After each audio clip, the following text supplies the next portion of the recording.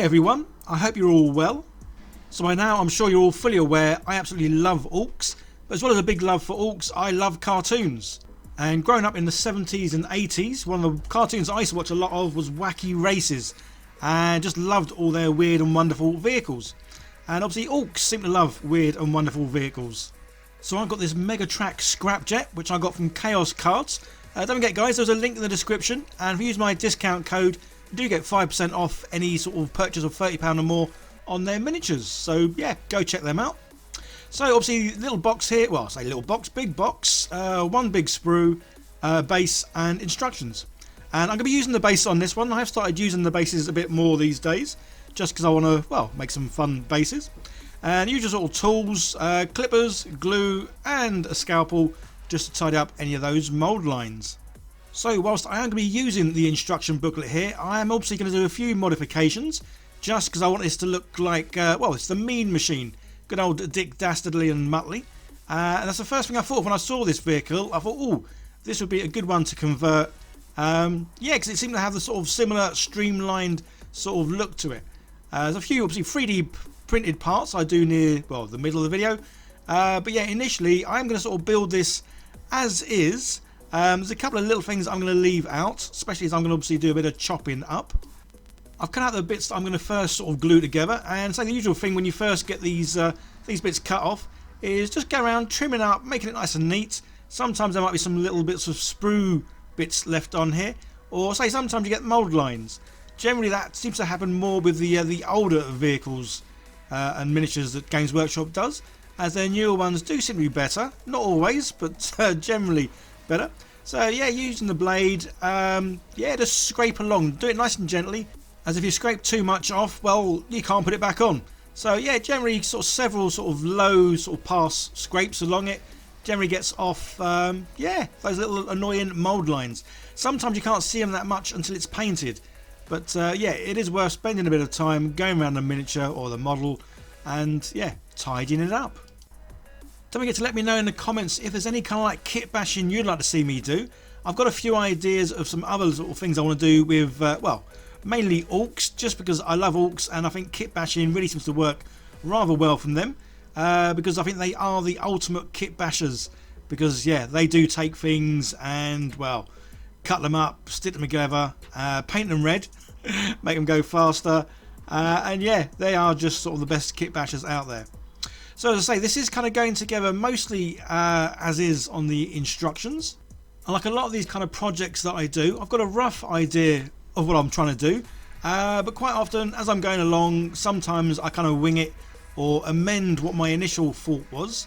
But if I do sort of cut off these vehicles or any of the miniatures, for that fact that I cut up, I do sort of have them, well, I have a few bits boxes, depending on what sort of faction they are. Like obviously my biggest bits box is to do with orcs, and then probably space marines, and then I've got one that's got kind of, well, it's not exactly vehicle parts, it's kind of like odds and ends of bits here and there that can be used to make up buildings, engines, all kinds of stuff really.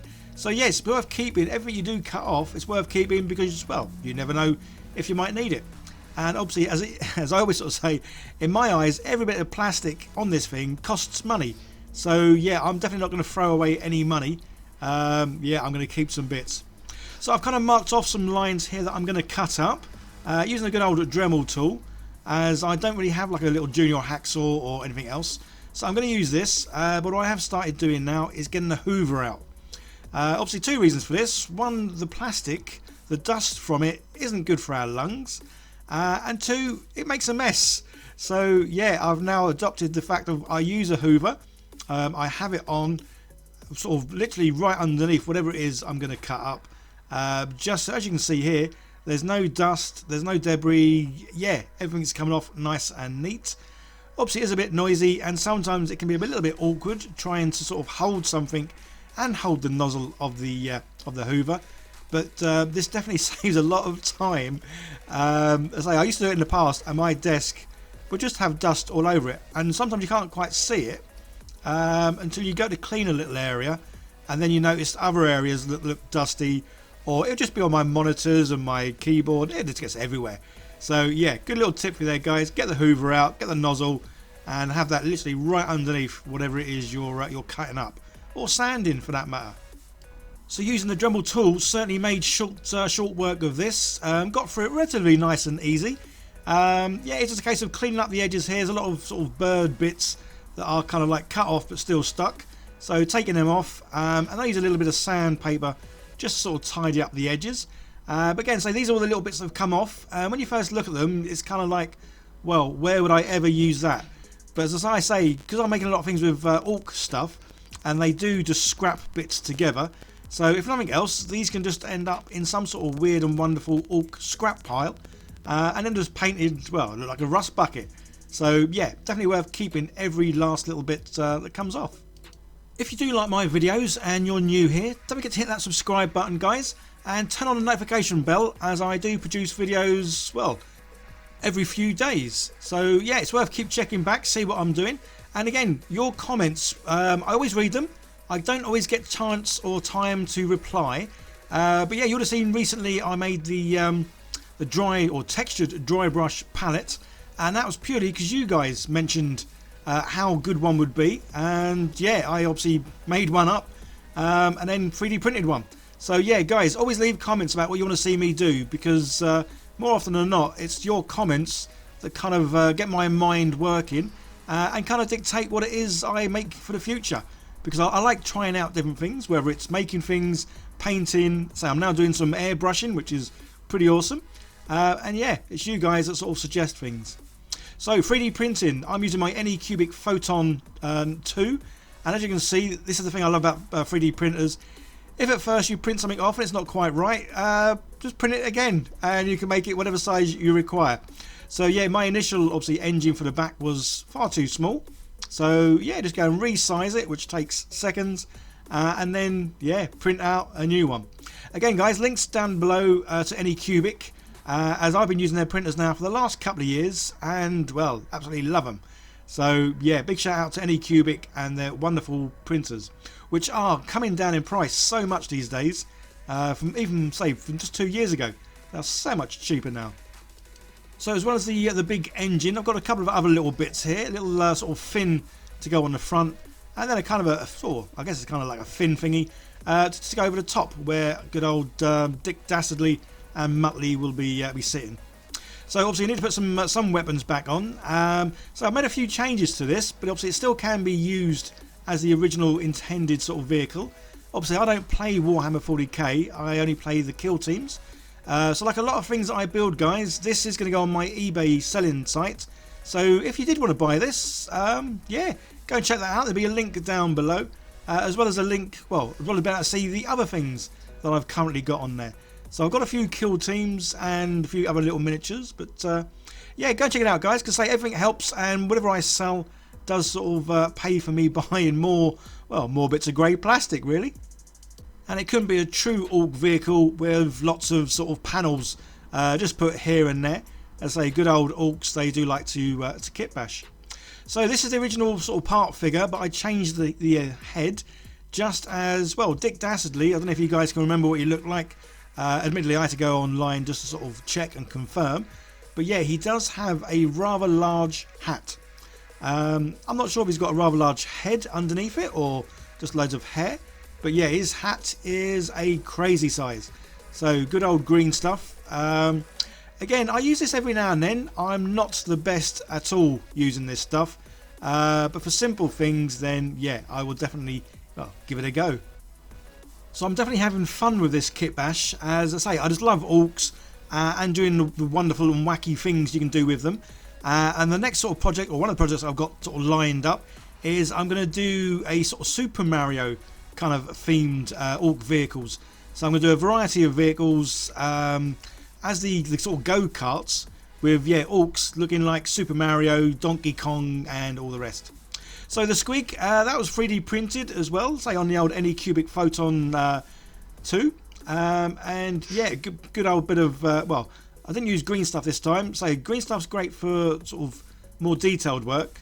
And I've got this other stuff which every time I say this I always forget what it's called, but it's just a great sort of filler. And there we go, that's the kind of the conversion done. And yeah, simple little conversion, But I say I love how it looks, and it is pretty similar to the Mean Machine. Obviously they have tyres at the back rather than sort of the tank treads, but yeah, love how it looks. So as you can see, I painted it white rather than my usual painting in black, and the reason for this is I want to have a go at using my airbrush again. So I got mine from Everything Airbrush. There's a link down below, guys. Go check it out. I've got one of their sort of starter box sort of set thingies. Everything's included in it, and it's just awesome. So it's only my second time of using it, and the first time wasn't too bad. I did have the old PSI rather high, so yeah, that's turned down now to about 20. I think it was on about 40 before. And again, for me, this is just a bit of fun. I do want to try and improve, obviously, my skills in using it. I probably will obviously always use the good old slapchop method as my go-to, but this is certainly good for covering large areas, as you can see here, and the fact you can use the speed paints. So I'm using the Army Painter Speed Paints 2.0 in this, obviously, which I love using, but to try and brush them on, it wouldn't look too good at all. But airbrushing, yeah, it's working a treat. So love the fact it does sort of cover really quick, really nice. And I say the fact you can use the contrast paints and Army Painter Speed Paints in this without having to dilute them down or, well, do anything with them really. And yeah, so I love it. It's just a bit of fun and say quickness.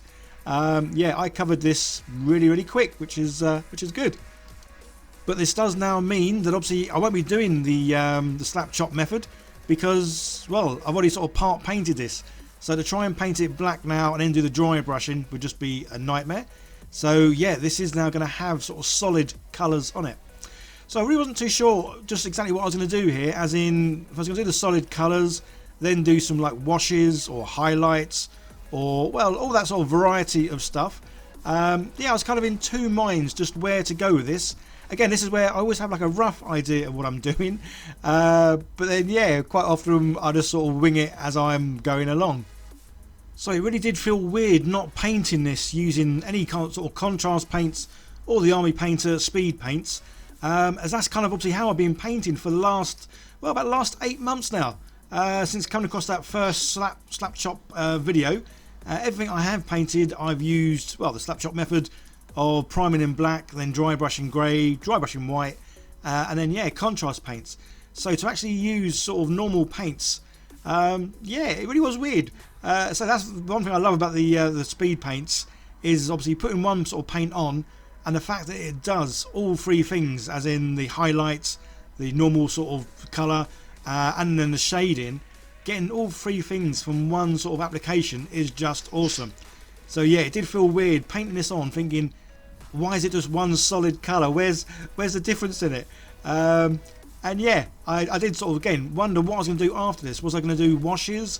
Was I going to do some sort of like highlights, edge highlighting, stippling, all that kind of weird and wonderful things? And yeah, I think I'd kind of like wait to the very end to see how I felt, rather than doing sort of bit by bit. So yes, that's why, as you can see, it was just a case of getting all the sort of solid block colours on first, and then sort of, yeah, determining what would happen after that was all done.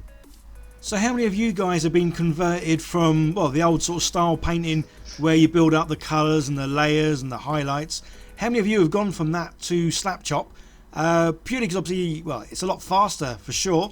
Do you find you get better results doing slap chop than you ever could with any other kind of things?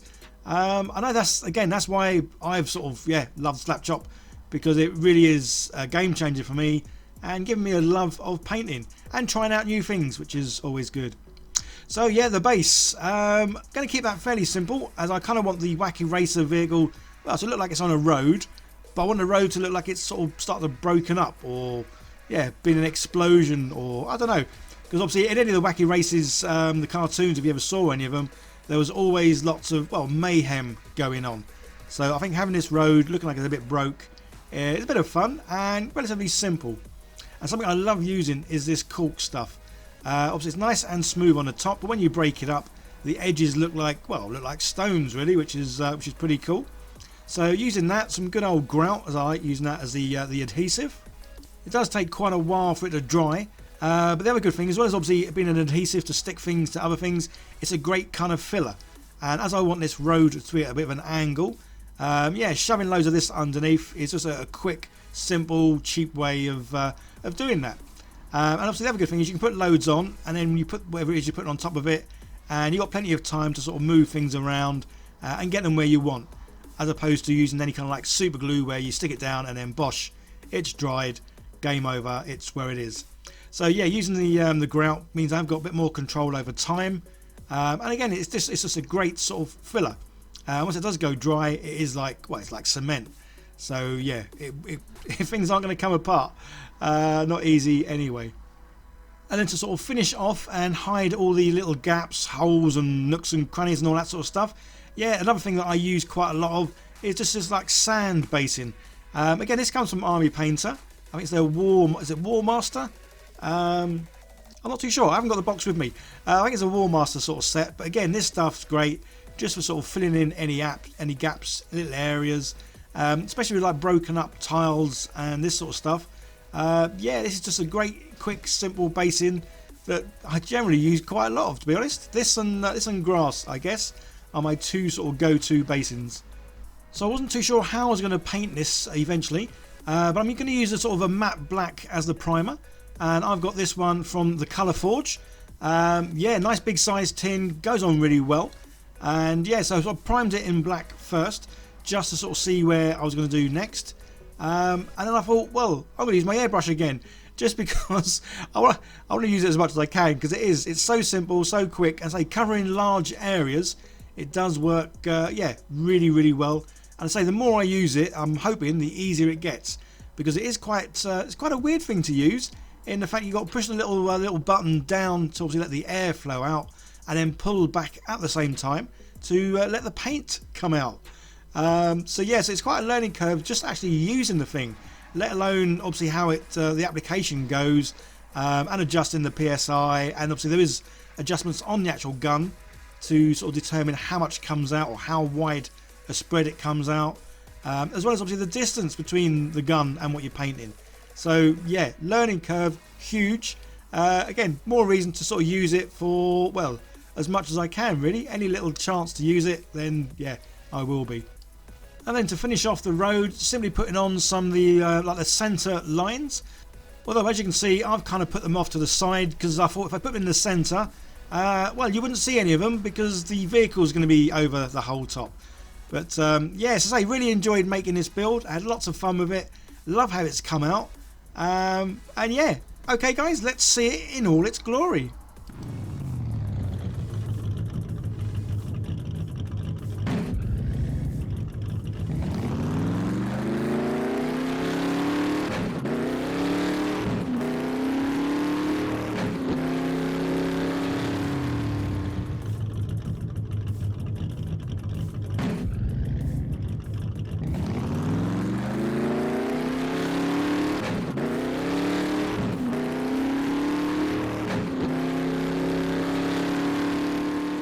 So as you can see, in the end I decided not to do any washes or anything else to it, and the main reason for that is I kind of liked it looking, well, strong, vibrant colours, as that kind of reminds me more of, well, the cartoon.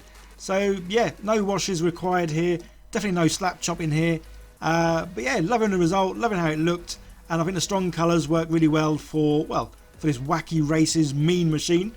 Yeah, with my Dick Dastardly and, well, kind of Muttley in there. I hope you enjoyed the video. Don't forget to give the thumbs up button a click, leave comments down below, like, share, subscribe, all that good stuff. And if you did want to own this vehicle, yeah, click on my eBay link. Big thank you and shout out to all my lovely patrons and Chaos Cards for helping support the channel. It really does mean so much to me, guys. And yeah, click on the link there and become a patron and help support the channel. Okay guys, you all take care. I'll see you in the next one. Bye for now.